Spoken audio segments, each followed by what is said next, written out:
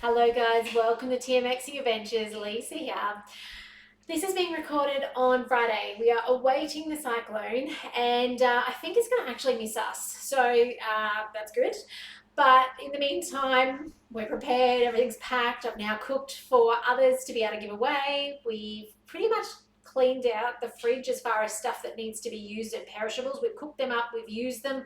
I've made stuff that's bench stable and things like that. Got some soups in the fridge, so if the fridge does happen to defrost if we lose power, which is still a possibility, we live out of the way, so if we do lose power, there's a lot of power lines between us and a main town to kind of repair and stuff, so that with the wind we may still lose power. We're unlikely to get any hopefully any major damage, but so I'm twiddling my fingers and I was like, okay, you know what, I'm gonna get online. So this will come up on YouTube on Saturday. By then, as long as Alfred doesn't continue to do circle work, it'll cross the coast. So you may be watching this later. Those of you across the world, though, you're not worrying about Alfred right now. So I'm going to inspire you with your Thermomix. We're going to make a beautiful spiced fruit loaf, okay? Again, just using what I've got and not having to go out somewhere particular and get the ingredients. So place a mixing bowl on the lid and put in 300 grams of mixed fruit of choice. I only have raisins. It's literally what I have. And then it says some more stuff. So let me just grab a bowl. Can you tell that I wasn't ready for this first step? Here we go. We have a bowl. Nana's bowl from forever ago. Let's put on to the thing. The flies have moved into my kitchen. You know how they say when there's like a disaster or a weather event, they expect the animals to come to higher ground. Well, in our case here, I'm just going to put a little bit less, only because I don't want to use them all. In our case, the flies turned up. And they've turned up a few days ago and they just don't want to go away. It's terrible. Okay, next up, it says buttermilk. Now, I don't keep buttermilk, but milk will do a great substitute.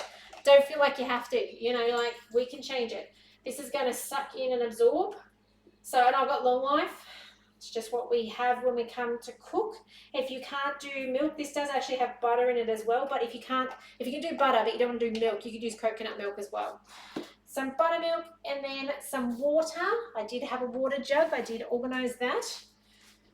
So we've filled up our camper trailer with water in case the water is cut down. With the projection of where it's looking like it's going now, I think we're going to be okay. But better to be over-prepared because they can change at the last minute, right? All right, next up, 2 tablespoons of honey. I got that out. Here we go. I'm just guesstimating. I hate scooping honey and rice malt and maple because you always end up with so much wastage on your spoon. Just going to guess. Kind of looks like porridge at this stage. So in that goes. And then I think that's it. Some yeast. Did it say weigh into a bowl or weigh into the bowl? I feel like, yeah, I'm leading myself astray. Don't follow that to date. Okay, I have totally stuffed that up. And the funny thing is when I pre-read the recipe, I didn't think I needed to do this. I thought it went into the bowl and then can't read the first screen. That's what happens when your brain's been working too hard lately. Not on work stuff, on life stuff. It's okay. Don't stress. All right, now yeast. 2 teaspoons dried instant yeast, okay? In this goes. Remember to sprinkle it around the blades. Okay. Okay. Next up, and I am thinking of those of you who might be tomorrow watching this and it has landed near you. So, yeah, hopefully everything's fixable, right? So, yeah. Insert the lid into the mixing bowl lid and 3 minutes, 37 degrees, speed 1. Now I'm going to hit pause and I'll see you in 3 minutes time for the next step. How good is the Thermomix that we can then go clean up the kitchen, put things away, organise things while it's cooking for us. Can't do that on a stovetop, right? So next, let's go 500 grams of baker's flour. So in this goes. For a second there, I looked down there and I saw one of those black things. I was like, oh no, there's a fly. And then I realised it's the raisins. Not a fly. It's all good. 500 grams. Now I've got a wholemeal flour. It's not going to turn out quite as fluffy. It'll be a little more dense. That's okay. Don't really mind. There we go. 500 grams of baker's flour. Next up is cinnamon, 2 teaspoons of cinnamon. Now, if you are worried about density in your loaf of bread, a couple of things you can do. One is apple cider vinegar is a really good natural bread improver. Okay, so that is certainly an option if you find your loaves are coming out dense. But the other tip is sometimes we overwork them, and when we work them too hard, that gluten just can't do what it needs to do, and it becomes like a rock cake. So well worth kind of trying a loaf where you actually handle it significantly less and see if there's a better outcome. The other thing to check, sometimes your yeast has stopped working. Like if it's being left out of the fridge or freezer too many times, it can just totally be done. It can be completely done, and then it's time for a new batch. This is salt, so that was 2 teaspoons of cinnamon, 1 of mixed spice, half of nutmeg, teaspoon of salt. On with the lid, it's going to stir through for a moment. 6 seconds, speed 6.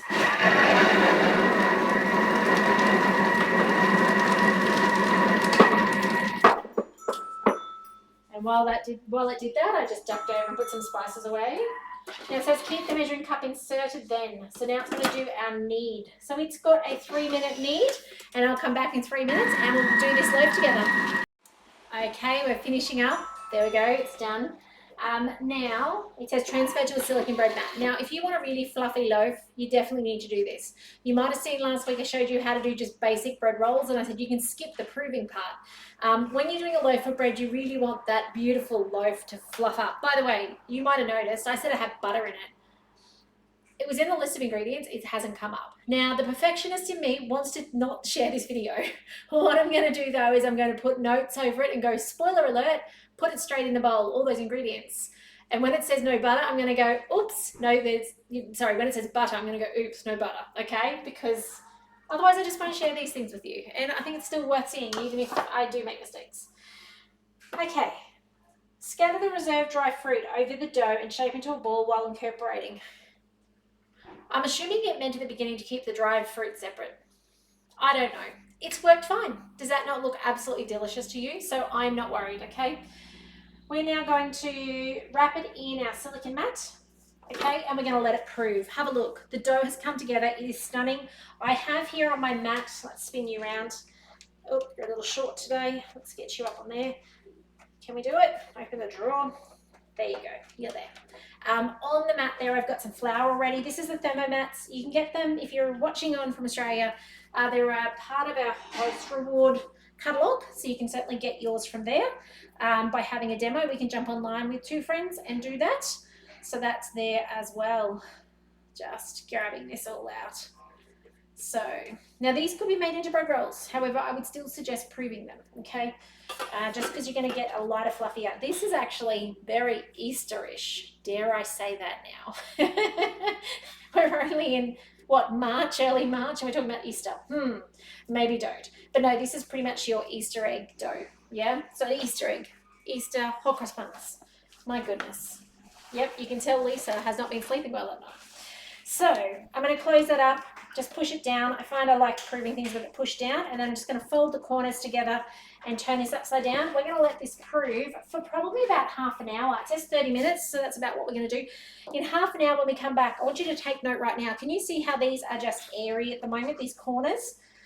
When we come back, I expect that dough to be pushing out on those corners, and if I left it too long, it'll start oozing out. Okay, so that's what I'm anticipating in about half an hour's time, and then I'm going to show you how we put it in our loaf tin and let it then prove and cook again. So we will see you then when this is ready for us. See you then.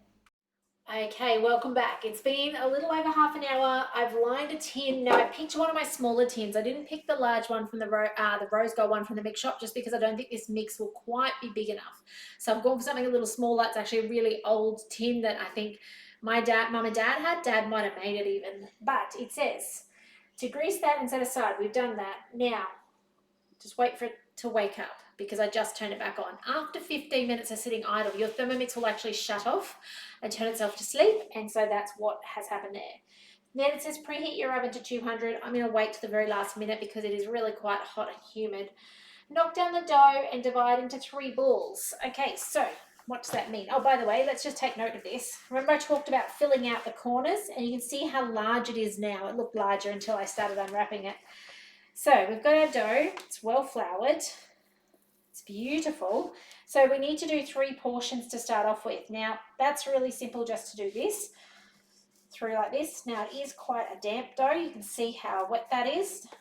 We're just going to leave that aside. It's perfect dough, okay, absolutely perfect. The yeast likes that humidity, okay, it will rise a lot faster in humid weather. So now I've got 3 portions.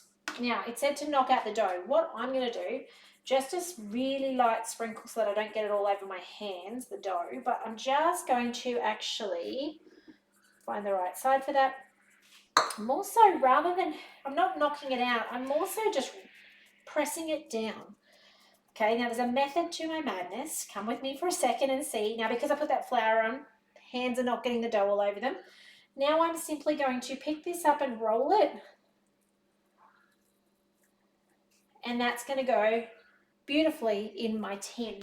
What that's done is it has preserved the air in it a little bit more, so it's not going to take as long now to rise.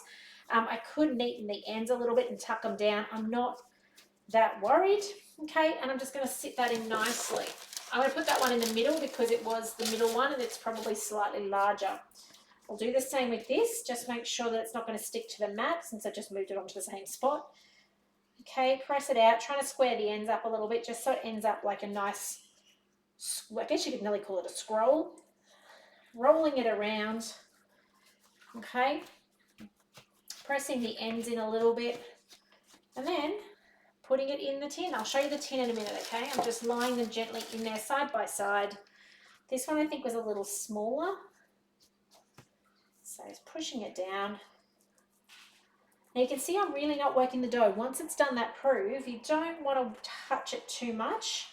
We are going to let it prove again. I'm rolling this, just a little bit of technique. I'm rolling it from the small end to the big end, just so that it kind of looks prettier. Okay, squeezing the ends in a little bit, and then I'll bring it over. You can see what's going on in there. Okay, into that, I nearly put it the wrong way. I'm going across the tin, probably doesn't really matter. See, like that. There you go. There's the 3 in there. This one looks a little flourless, doesn't it? Now, it does say in this recipe, and where I got confused earlier is I think shortly it tells you to leave to prove for 30 minutes. So that's okay. All we're going to do there is do this. Okay. I'll probably go a bit further around so that it tucks in nicer. Tuck it in. There we go. And then it says to whisk 1 egg and a tablespoon of milk in a small bowl and then brush the top. I'm going to spray it with some olive oil, okay, or just some water. Both will do the job. I do not want to fuss around. I just don't have the brain space for that today, okay? So we're just going to leave that. And that's where I thought there was butter. There's still no butter. It just must be served with butter. So it could be made completely dairy-free. Isn't that cool? You could actually make this on an alternative milk if you'd like. Bake for 45 minutes at 200 until golden brown and cooked through. Let's just get you back around here so you can see what I'm talking about. And then stand bread tin for 5 minutes before turning out onto the wire rack. And then serve fresh, lightly toasted with, there's the butter, okay, or let it cool and store until you're ready to use. This is another great one that will actually serve you well for quite a few days ahead. Okay, so if you want to slice it up and freeze it, you can. If you want to leave it on the bench to actually just cool and then slice, you can. Something to know, if you slice bread before it is cool, you want to be eating it all then. Otherwise, you'll just know when you go to cut it later, it's gone a bit stale inside. It loses its fluffiness because it's like you've cut into the air bubbles inside. The air's gotten in, and then it just all starts drying out from inside out. So either you want to eat it all warm, or you're happy to sacrifice quality for eating it soon, but then some later, or let it cool completely and then slice it, and you don't then have that issue. By the way, you can see the bubbly water. It's done the dough clean up the back, halfway done now as well. But otherwise, I hope you give this a go. So it's called the Spiced Fruit Loaf, straight on Cookidoo. Obviously, these videos are great for you to cook along to as well if you prefer. But thanks for joining me today. I hope all is well where you are at, and I hope you can share this video with someone you know who has a Thermomix and wants to get more out of it. But take care, and I will see you in the next video soon. Bye for now.